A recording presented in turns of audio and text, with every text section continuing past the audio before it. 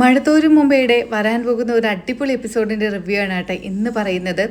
പുളിക്കൽ തറവാട്ടിലേക്ക് പോയ അലീനയ്ക്ക് എൽസാമയെ തിരിച്ച് ജീവിതത്തിലേക്ക് കൂട്ടിക്കൊണ്ടുവരാമെന്നുള്ള പ്രതീക്ഷയൊക്കെ നഷ്ടപ്പെട്ടു. അലീനയെ കണ്ട മാത്രയിൽ തന്നെ ടെൽസയ്ക്കും എൽസയ്ക്കും തോജോയ്ക്കും അവളോടൊരു സ്നേഹം തോന്നിയിരുന്നു. തന്റെ അച്ഛന്റെ മകളാണല്ലോ. അലീനയുടെ സ്വഭാവത്തെ പറ്റി വാനോളം പുകഴ്ത്തിക്കൊണ്ടിരിക്കുന്ന ഔതുക്കുട്ടിച്ചായനെ കാണുമ്പോൾ പിള്ളേർക്കും തോന്നുന്നുണ്ട്, ശരിയാണ്, അപ്പച്ചൻ ഒരാളെ ഇത്രയധികം പുകഴ്ത്തണമെങ്കിൽ എന്തെങ്കിലുമൊക്കെ നല്ല സ്വഭാവം ആ ചേച്ചിക്കുണ്ടാവും. നമ്മുടെ ദ്രോഹിക്കുന്ന തരത്തിൽ ഒരു കാര്യങ്ങളും ചേച്ചി ചെയ്യില്ല. എനിക്ക് കണ്ടിട്ട് അങ്ങനെയാണ് തോന്നുന്നത്. അപ്പോൾ ടെൽസയും പറയുന്നുണ്ട്, നല്ല ചേച്ചിയാ, സുന്ദരി ചേച്ചിയാ, എനിക്കിഷ്ടപ്പെട്ടു ചേച്ചിയെ. ചേച്ചി നമ്മുടെ പൊന്നു പോലെ നോക്കും, നമുക്കിവിടെ നിന്ന് വിടണ്ട കേട്ടോ എന്ന് പറയുമ്പോൾ എൽസയും പറയുന്നുണ്ട്, അതേടാ ടോജോ, എനിക്കും കണ്ടിട്ട് ചേച്ചി നല്ല ഒരാളാണെന്നാണ് തോന്നുന്നത്. നല്ല വ്യക്തിത്വമുള്ള ഒരാൾ, എന്ത് നല്ല സ്വഭാവത്തോടു കൂടിയാണ് സംസാരിക്കുന്നത്, ഒരു ദേഷ്യമില്ല, വളരെ സോഫ്റ്റായിട്ടാണ് സംസാരിക്കുന്നത്. എനിക്കിഷ്ടപ്പെട്ടു ചേച്ചിയെ. അച്ഛൻ അങ്ങനെ ഒരു ബന്ധത്തിലുണ്ടായതാണെന്ന് കരുതിയിട്ട് സ്വന്തം ചേച്ചിയല്ലാന്ന് കരുതാൻ എനിക്ക് കഴിയുന്നില്ല. അവരുടെയൊക്കെ സംസാരം കേൾക്കുന്ന അലീനയ്ക്ക് വളരെ സന്തോഷമാവുകയാണ്. താൻ ഇത്രയധികം കഷ്ടപ്പാട് സഹിച്ച് ഈ വീട്ടിലേക്ക് വന്നിട്ടും തൻ്റെ സഹോദരങ്ങൾ തന്നെ ചേർത്ത് പിടിക്കുന്നു, ഒരുപാട് ഇഷ്ടമാണെന്ന് പറയുന്നു. ഇത് തന്നെയാണ് അവൾ പ്രതീക്ഷിച്ചത്. അവതുക്കുട്ടിച്ചായനും അലീനയോട് പറയുന്നുണ്ട്, നിന്റെ സ്വഭാവം കണ്ടിട്ട് ആരടി ചിന്നമ്മേ നിന്നെ ഇഷ്ടപ്പെടാത്തത്? പിന്നെ ഇവിടുത്തെ റീത്താമ്മയും സേവിയറും ഒക്കെ, അവന്മാരെ പറഞ്ഞിട്ട് കാര്യമില്ല, അവന്മാർ പണക്കൊതിയന്മാരാ. അതുകൊണ്ടേ നീ ഇനി വന്നു കഴിഞ്ഞാൽ ആ പണത്തിൻ്റെ ഒരു വിഹിതം കുറയില്ലേ, അതുകൊണ്ടാ അവനൊക്കെ ഈ വേല കാണിക്കുന്നത്. റീത്താമ്മയുടെ സ്വഭാവം പിന്നെ പറയണ്ടല്ലോ. പക്ഷേ എൽസാമ ഒരാൾ പാവ. ആ എൽസാമയുടെ മനസ്സ് മുഴുവൻ റീത്താമ്മ ഓരോന്ന് പറഞ്ഞ് വിഷം കുത്തി നിറച്ചു വച്ചിരിക്കുക. അല്ലെങ്കിൽ അതൊരു പാവമായതുകൊണ്ടാണല്ലോ അവളുടെ ജീവിതത്തിൽ കയറി ഈ റീത്താമ്മ ഇങ്ങനെ കളിച്ചുകൊണ്ടിരിക്കുന്നത്. പിറ്റേന്ന് രാവിലെ തന്നെ അലീന കിച്ചണിലേക്ക് പോവാണ്. അവിടെ എൽസാമ നിൽപ്പുണ്ട്. എൽസാമയോട് അലീന പറയാണ്, ഞാൻ അമ്മച്ചിന്നൊന്ന് വിളിച്ചോട്ടെ? എനിക്കങ്ങനെ വിളിക്കാൻ ഒരമ്മയുണ്ടായിരുന്നു, പക്ഷേ അമ്മയ്ക്കതറിയില്ല. ഇപ്പോൾ ഇതും എൻ്റെ അമ്മയെപ്പോലെ തന്നെയാണ് കരുതുന്നത്. ഞാനതുകൊണ്ട് അമ്മച്ചിന്ന് വിളിച്ചോട്ടെ എന്ന് പറയുമ്പോൾ അലീനയുടെ ആ വാക്കുകൾ കേൾക്കുമ്പോൾ എൽസാമയ്ക്കും മനസ്സിലൊരു സങ്കടമൊക്കെ ഉണ്ടാവുന്നുണ്ട്. തൻ്റെ ഭർത്താവിന് ആദ്യ ഭാര്യയിലുണ്ടായ ഒരു കുഞ്ഞ് ഒരു സ്ത്രീയും അംഗീകരിക്കാത്തതാണ്. പക്ഷേ എൽസാമയുടെ സ്വഭാവം അങ്ങനെയല്ല. എൽസാമ ചെറുതായിട്ടൊക്കെ ഒന്ന് തിരിഞ്ഞ് അലീനയുടെ മുഖത്തേക്ക് നോക്കുന്നുണ്ട്. അപ്പോൾ അലീന പറയുന്നുണ്ട്, ഇഷ്ടമില്ലെങ്കിൽ വേണ്ട കേട്ടോ. അപ്പോൾ എൽസാമ പറയാണ്, അതിനെന്താ, കുഴപ്പമില്ല മോളെ, എനിക്കറിയാം എൻ്റെ ഭർത്താവിന് മറ്റൊരു സ്ത്രീയിലുണ്ടായ മകളാണെന്ന്. ലോകത്തൊരു സ്ത്രീകൾക്കും അത് സഹിക്കാൻ കഴിയില്ല. പക്ഷേ ഇനിയിപ്പോൾ എന്ത് ചെയ്യാൻ കഴിയും? നീ അതിലൊരു തെറ്റും ചെയ്തിട്ടില്ലല്ലോ.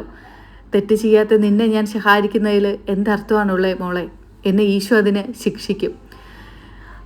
പോട്ടെ, സാരമില്ല, ഇപ്പോൾ എന്തിനാ വന്നത് എന്ന് ചോദിക്കുമ്പോൾ അലീന പറയുന്നുണ്ട്, അമ്മച്ചി, എനിക്ക് അമ്മച്ചിയോട് കുറേ കാര്യങ്ങൾ പറയാനുണ്ട്.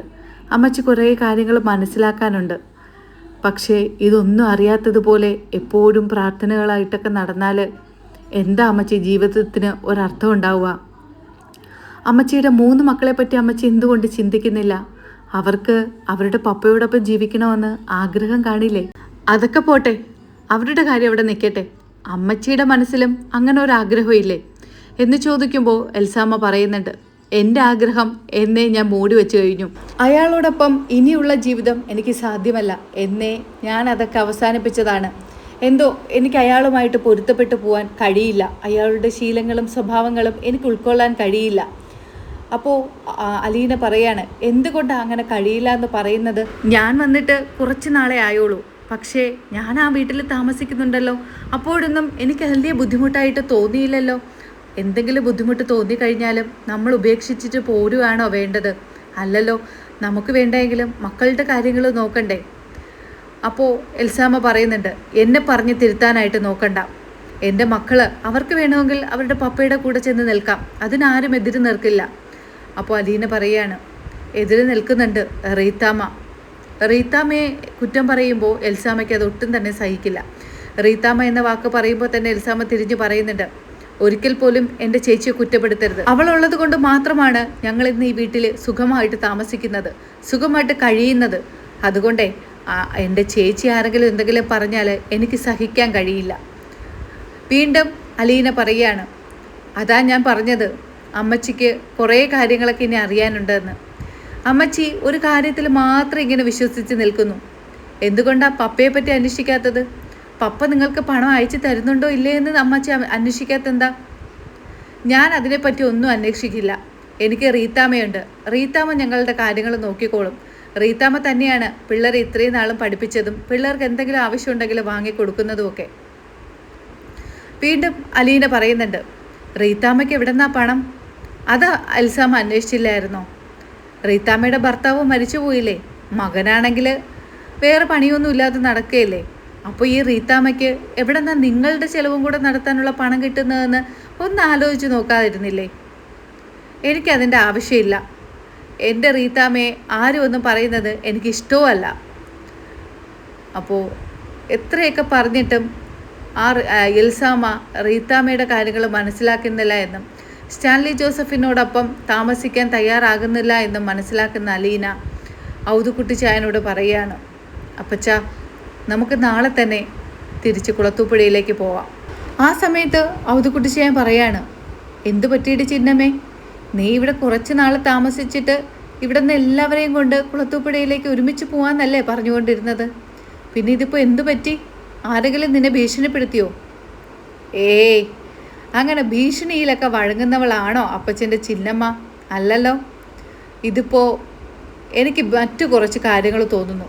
നമ്മൾ ഇവിടെ താമസിച്ചിട്ട് എൽസാമയെ തിരിച്ച് വീട്ടിലേക്ക് കൂട്ടിക്കൊണ്ടു പോവാം എന്നെനിക്ക് തോന്നുന്നില്ല. എൽസാമയ്ക്ക് റീത്താമ്മയോടുള്ള സ്നേഹം പറഞ്ഞാലേ അയ്യോ, അത് നമുക്ക് പോലും വിശ്വസിക്കാൻ കഴിയുന്നില്ല. ഇത്രയധികം ഒരാളെ സ്നേഹിക്കാൻ കഴിയുമെന്ന്. റീത്താമ്മ അങ്ങനെ കയ്യിലെടുത്ത് വച്ചിരിക്കുക എൽസാമയെ, ഓരോ കള്ളങ്ങളും പറഞ്ഞ്.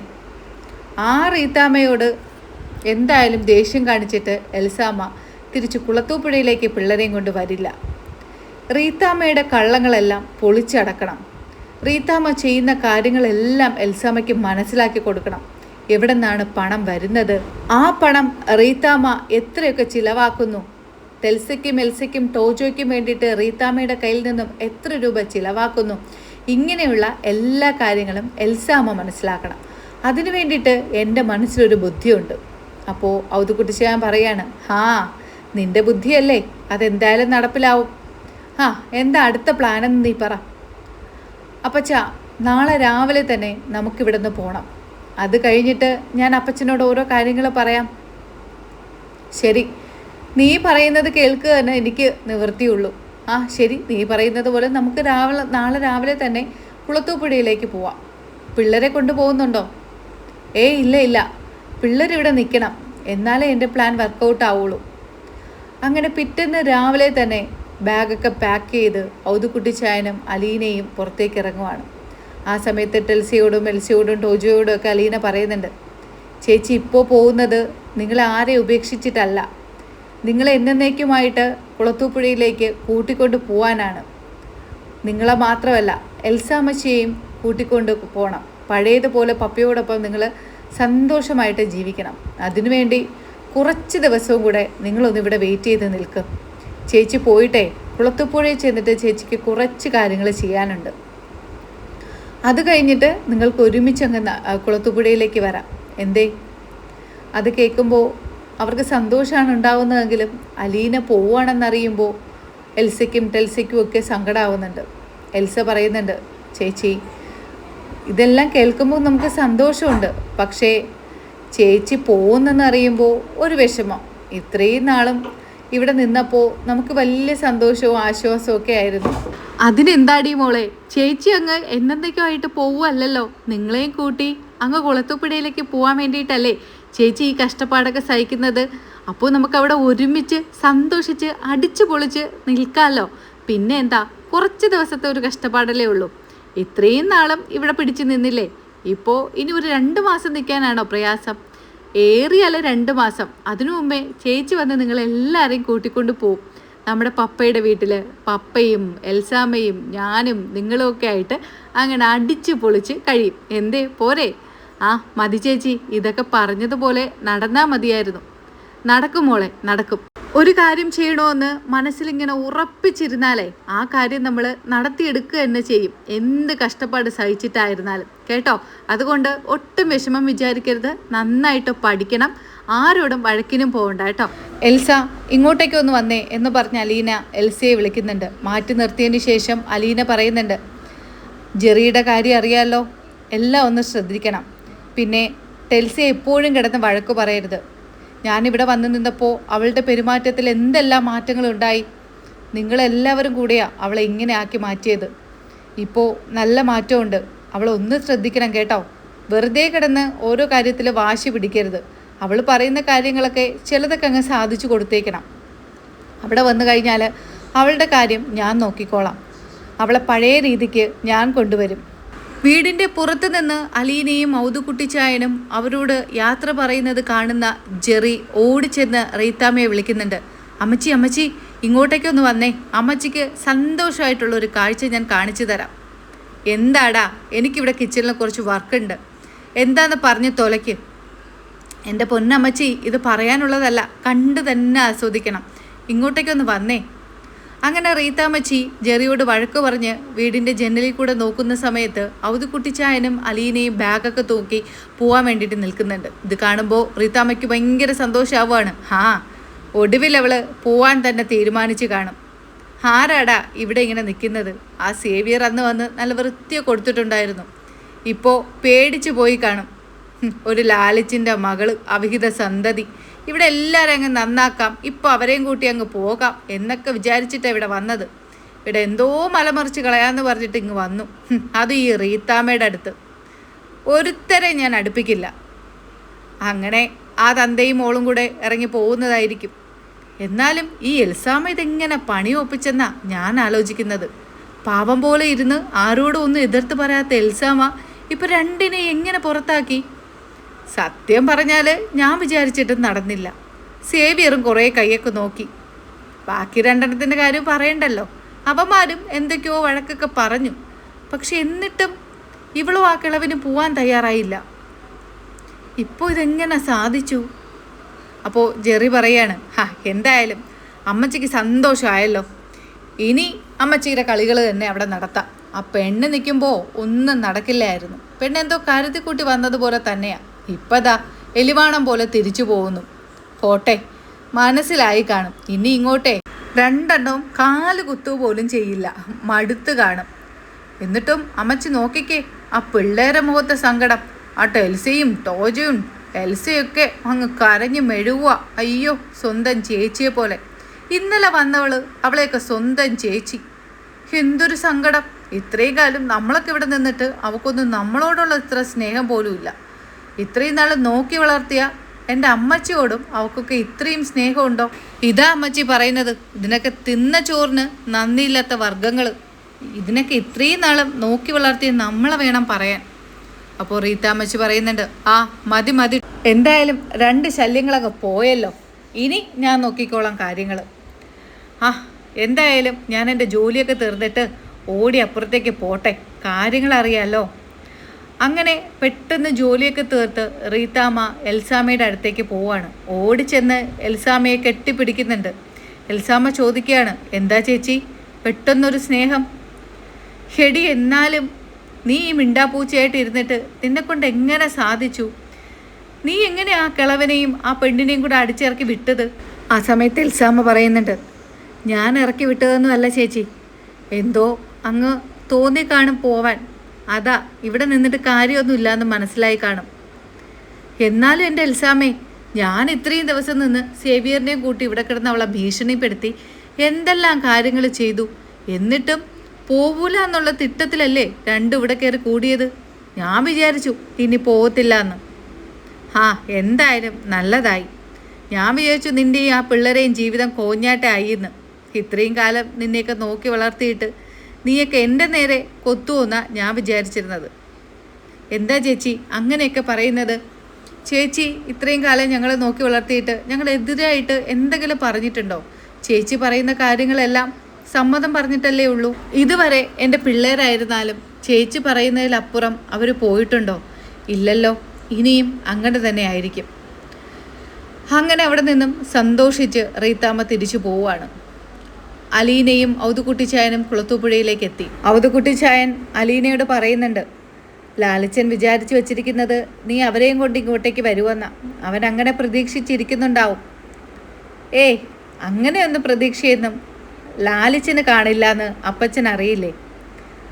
അങ്ങനെ അവർ വരണമെന്ന് ആഗ്രഹിക്കുന്നുണ്ടെങ്കിൽ എപ്പോഴേ കൊണ്ടുവരായിരുന്നു പപ്പയ്ക്ക്. പപ്പ അതിനൊന്നും പോയില്ലല്ലോ. അത്ര ആഗ്രഹമൊന്നും കാണില്ല എന്നാണ് എനിക്ക് തോന്നുന്നത്. ആ നീ വാ, നമുക്ക് ലാലിച്ചനെ കണ്ട് കാര്യം പറയാം എന്ന് പറഞ്ഞ് അലീനയുടെ കൈകളും പിടിച്ച് ഔതുകുട്ടിച്ചായൻ ലാലിച്ചൻ്റെ അടുത്തേക്ക് പോവാണ്. അവിടെ ചെല്ലുമ്പോൾ ലാലിച്ചൻ അവിടെ ഒരു കുപ്പിയൊക്കെ എടുത്ത് മദ്യപിച്ചുകൊണ്ടിരിക്കുന്നുണ്ടായിരിക്കും. പപ്പ എന്ന് വിളിച്ച് അടുത്തേക്ക് ചെല്ലുമ്പോൾ ലാലിച്ചൻ എണീക്കുകയാണ്. എന്നിട്ട് ചോദിക്കുന്നുണ്ട്, എന്ത് പറ്റി പെട്ടെന്ന് ഇങ്ങോട്ടേക്ക് വരാൻ കാര്യം? നീ അവിടെ ചെന്ന് എന്തോ മലമറിക്കും എന്നൊക്കെ പറഞ്ഞിട്ടാണല്ലോ വന്നത്. റീത്താമ്മയെ ഒതുക്കുമെന്നോ എൽസാമ്മയും പിള്ളേരെയും വീട്ടിലേക്ക് കൊണ്ടുവരുമെന്നോ ഒക്കെ. എന്തേ ഇപ്പോൾ അപ്പച്ചനും മോളും മാത്രമായിട്ട് തിരിച്ചു വരുന്നു? എവിടെ അവരൊക്കെ? ഓ, അപ്പോൾ അപ്പച്ചൻ പറഞ്ഞത് ശരിയാട്ടോ അപ്പച്ച. അപ്പച്ചൻ്റെ മോന് ഭാര്യയെയും മക്കളെയും കാണണമെന്നും കൂടെ താമസിപ്പിക്കണമെന്നും ഒക്കെ ഉള്ള ആഗ്രഹമുണ്ട്. എന്നിട്ട് എന്താ പപ്പ ഇത്രയും നാൾ ഇതൊക്കെ മൂടി വെച്ച് ഒരു ദേഷ്യം പോലെ ഇരുന്നത്? പപ്പയ്ക്ക് ഇതൊക്കെ തുറന്നു പറഞ്ഞുകൂടായിരുന്നോ? അപ്പോൾ ലാലിച്ചൻ പറയുന്നുണ്ട്, അതൊക്കെ ഞാൻ മൂടി വെച്ച് അവസാനിപ്പിച്ച പാഠപുസ്തകങ്ങളാണ്. എനിക്ക് എന്തോ ആ അധ്യായം തുറക്കാൻ ഞാൻ ആഗ്രഹിക്കുന്നില്ല. ഇപ്പോൾ വീണ്ടും നീ ഇങ്ങനെ പറയുമ്പോൾ ഞാൻ ചെറുതായിട്ടൊക്കെ ഒന്ന് ആഗ്രഹിച്ചു പോയി, പഴയതുപോലെ ആയിരുന്നെങ്കിലെന്ന്. അവരിവിടെ വന്നു കഴിഞ്ഞാൽ നീ ഒറ്റയ്ക്കാണെന്നുള്ള നിൻ്റെ വിഷമവും മാറിക്കിട്ടും. ഒരമ്മച്ചിയെയും 3 സഹോദരങ്ങളെയും കൂടെ നിനക്ക് കിട്ടും.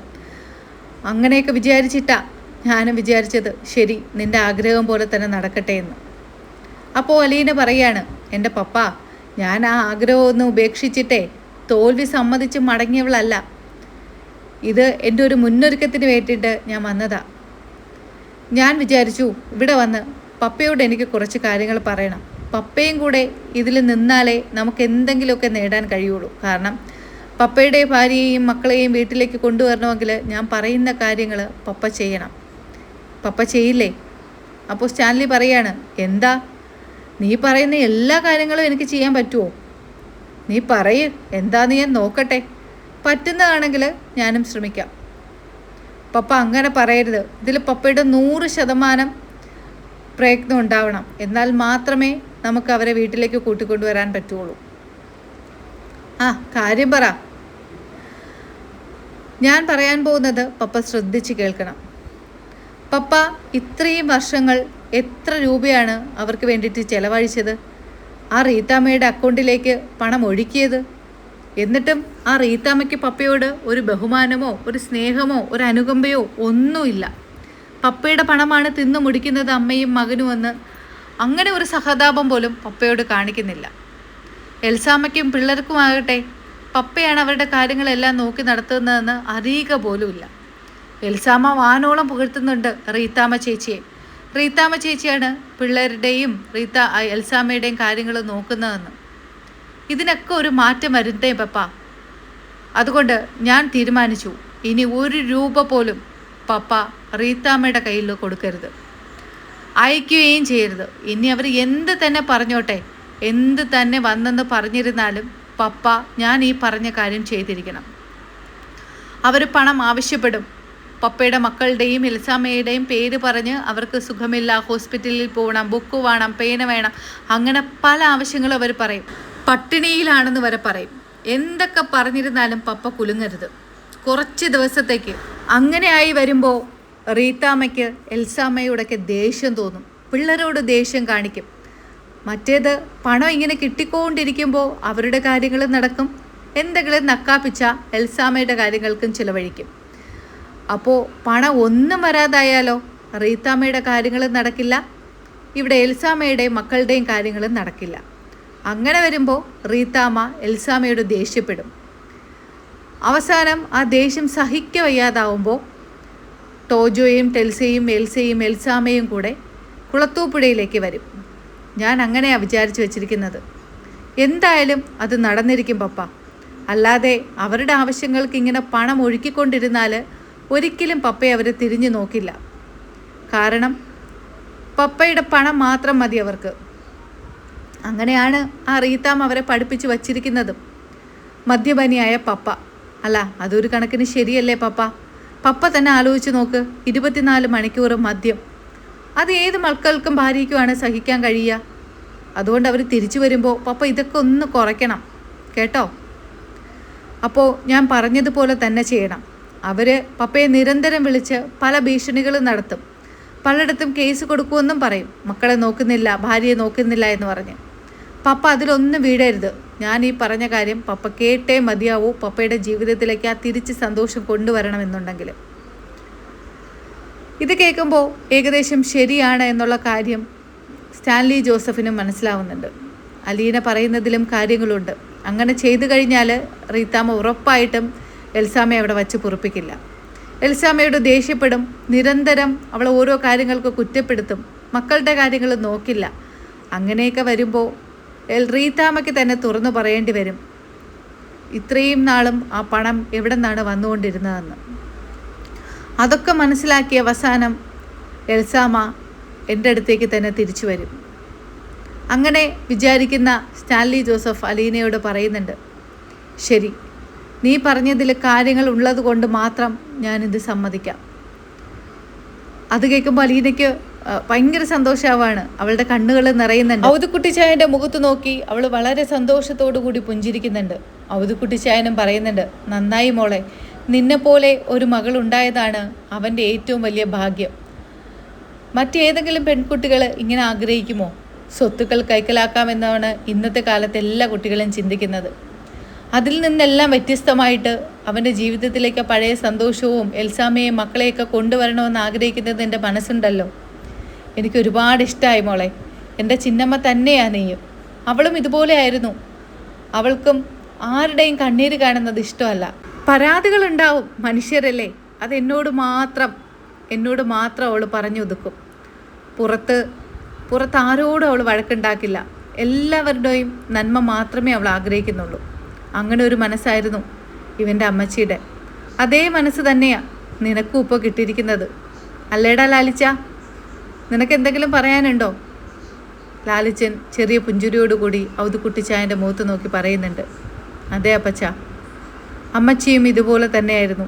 അപ്പച്ചൻ പറഞ്ഞത് വളരെ കറക്റ്റാണ്. ആ ശരി, എന്നെ മൊത്തത്തിൽ അങ്ങ് ചിന്നമ്മയാക്കി കളയല്ലേ അപ്പച്ച എന്ന് അലീനയും പറയുന്നുണ്ട്. എന്നിട്ട് അലീന പറയുന്നുണ്ട്, അപ്പോൾ ഞാൻ പറഞ്ഞതെല്ലാം പപ്പയ്ക്ക് ഓർമ്മയുണ്ടല്ലോ.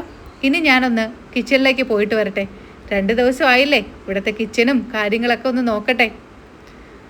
അലീന, ഞാൻ ഈ പറയുന്ന കാര്യങ്ങൾ നീ കേൾക്കണം. നിനക്ക് കിച്ചണിൽ പോകേണ്ട ആവശ്യമില്ല. എന്ത് വേണമെങ്കിലും അയാൾ നിനക്കുണ്ടാക്കി തരും. പപ്പ, ഞാൻ ആവശ്യമില്ലാത്ത കാര്യത്തിൽ ഇതുവരെ ഇടപെട്ടിട്ടില്ല. ഒരുപാട് ഭക്ഷണങ്ങൾ വേസ്റ്റാക്കി കളയുന്നത് കൊണ്ട് മാത്രമാണ് ഞാൻ അന്ന് വഴക്കുണ്ടാക്കിയത്. അത് ആ ചേട്ടന് മനസ്സിലാവുകയും ചെയ്തു. ഇപ്പോൾ അങ്ങനെ ഒരുപാട് ഭക്ഷണമൊന്നും വേസ്റ്റാക്കുന്നില്ല, ഒരുപാട് ഭക്ഷണമൊന്നും ഉണ്ടാക്കുന്നില്ല. ആവശ്യത്തിനനുസരിച്ച് മാത്രം ഉണ്ടാക്കുന്നുണ്ടോ. ഞാൻ വെറുതെ ഒന്ന് പോയിട്ട് വരട്ടെ, കിച്ചണൊക്കെ കണ്ടിട്ട് വരട്ടെ. വിശക്കുന്നുമുണ്ട് അല്ലേ അപ്പച്ച? വാ, നമുക്ക് പോയി എന്തെങ്കിലും കഴിച്ചിട്ട് വരാം എന്ന് പറഞ്ഞ് അവൾ അടുക്കളയിലേക്ക് പോവാണ്. നേരെ ചെന്ന് ഫ്രിഡ്ജ് തുറന്ന് നോക്കുന്നുണ്ട്. ആ സമയത്ത് പൗലോസ് ഓടി വന്ന് പറയുന്നുണ്ട്, കേണൽ സാർ കണ്ട എൻ്റെ കുഞ്ഞെ, എൻ്റെ പണി പോവും. മാം സാബിന് എന്ത് വേണമെന്ന് പറഞ്ഞാൽ മതി. അലീന ആ സമയത്ത് ചിരിച്ചുകൊണ്ട് പറയുന്നുണ്ട്, മാം സാബോ, ഇപ്പോൾ അങ്ങനെയൊക്കെ ആയോ വിളിക്കാൻ? എൻ്റെ പൗലോസ് ഏട്ടാ, നന്നായിട്ട് വിശക്കുന്നുണ്ട് എനിക്കും അപ്പച്ചനും. എന്താ ഉള്ളത് കഴിക്കാനെന്ന് നോക്കിയതാ. ഫ്രിഡ്ജിൽ എന്തെങ്കിലുമൊക്കെ ഇരിപ്പുണ്ടോ വേസ്റ്റായിട്ടൊക്കെ? എൻ്റെ പൊന്നു കുഞ്ഞെ, അങ്ങനെയൊന്നും പറയരുതേ. ഞാനിപ്പോൾ അങ്ങനെ അധികം ഭക്ഷണം ഉണ്ടാക്കാറുമില്ല, അധികം ഭക്ഷണം ഉണ്ടാക്കി കളയാറുമില്ല. നന്നായി, ഞാനതൊന്ന് ടെസ്റ്റ് ചെയ്ത് നോക്കിയതാ, എന്തെങ്കിലുമൊക്കെ ബാക്കി വരുന്നത് എടുത്ത് വെച്ചിട്ടുണ്ടോ എന്ന്. ഇല്ല മോളെ, ഞാൻ അതൊക്കെ ഉപേക്ഷിച്ചു. പൗലോസ് ഏട്ടാ, ഞങ്ങൾക്ക് നന്നായിട്ട് വിശക്കുന്നുണ്ട്, എന്തുണ്ട് കഴിക്കാൻ? അപ്പോൾ പൗലോസ് പറയുന്നുണ്ട്, എന്താ വേണ്ടത്? എന്ത് വേണമെങ്കിലും തരാം. ദോശ വേണോ, ചിക്കൻ വേണോ, മട്ടൻ വേണോ, എന്താ വേണ്ടത്? എന്തെങ്കിലും മതി പൗലോസ് ഏട്ടാ, ഒരു നേരത്തെ വിശപ്പടക്കണം. അതിന് ഇത്ര ഭക്ഷണങ്ങൾ വേണം, ഇന്ന ഭക്ഷണം വേണമെന്നൊന്നുമില്ല. വിശപ്പ് മാറിയാൽ പോരെ? മോള് ചെന്നിരിക്കെ, ഞാൻ ഭക്ഷണം വിളമ്പിത്തരാം. ശരി പൗലോസ് ഏട്ടാ എന്ന് പറഞ്ഞ് ഔതുക്കുട്ടിച്ചാൻ്റെ കയ്യും പിടിച്ച് അലീന ടേബിളിൽ ചെന്നിരിക്കുന്നുണ്ട്.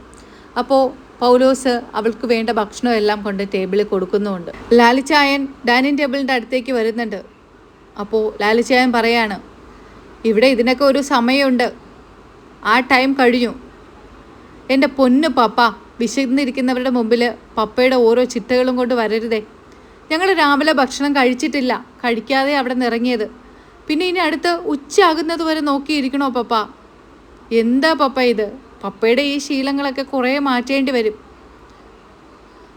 സ്റ്റാൻലി ജോസഫ് അലീനയുടെ വാക്കുകൾ കേൾക്കുമ്പോൾ ദേഷ്യത്തോടു കൂടി തിരിഞ്ഞങ്ങ് പോവുകയാണ്. ഔതുക്കുട്ടിച്ചായൻ കണ്ണടച്ചുകൊണ്ട് പറയുന്നുണ്ട്, മോള് കഴിക്ക്, അവൻ അതൊക്കെ പറയും, അതൊന്നും കാര്യമാക്കണ്ട. അലീനയും ചിരിച്ചുകൊണ്ട് പറയുന്നുണ്ട്, ആ എനിക്കറിയാം, അപ്പച്ചനിരുന്നേ, നമുക്ക് കഴിക്കാം എന്ന് പറഞ്ഞ് കൈകൊണ്ട് ഭക്ഷണം വാരി കഴിക്കുന്നുണ്ട്. സ്റ്റാൻലി തിരിഞ്ഞു നോക്കുമ്പോൾ കൈകൊണ്ട് ഭക്ഷണം വാരി കഴിക്കുന്ന അലീനയും ഔതുക്കുട്ടിച്ചായനും തൻ്റെ ഡിസിപ്ലിൻ എല്ലാം തെറ്റിയിരിക്കുന്നു. വീണ്ടും അലീന സ്റ്റാൻലി ജോസഫിൻ്റെ അടുത്തേക്ക് നോക്കിയിട്ട് അവൾ കാണാത്തതുപോലെ ഇരുന്ന് ഭക്ഷണം ആസ്വദിച്ച് കഴിക്കുന്നുണ്ട്. അങ്ങനെ ഈ ഒരു എപ്പിസോഡ് ഇവിടെ അവസാനിക്കുകയാണ്. ഇനി സ്റ്റാൻലി ജോസഫും മക്കളും അലീനയൊക്കെ ആയിട്ട് സന്തോഷമായിട്ട് കഴിയുന്ന എപ്പിസോഡുകളാണ് വരാൻ പോകുന്നത്. ഈ ഒരു എപ്പിസോഡ് നിങ്ങൾക്ക് ഇഷ്ടമായി എങ്കിൽ ചാനൽ സബ്സ്ക്രൈബ് ചെയ്യാനും ഈ ഒരു എപ്പിസോഡ് ലൈക്ക് ചെയ്യാനും മറക്കരുത്. ഇനി മഴത്തോരു മുമ്പയുടെ പുതുപുത്തൻ വിശേഷങ്ങളുമായി ഉടനെ കാണും വരയ്ക്കും. ബൈ.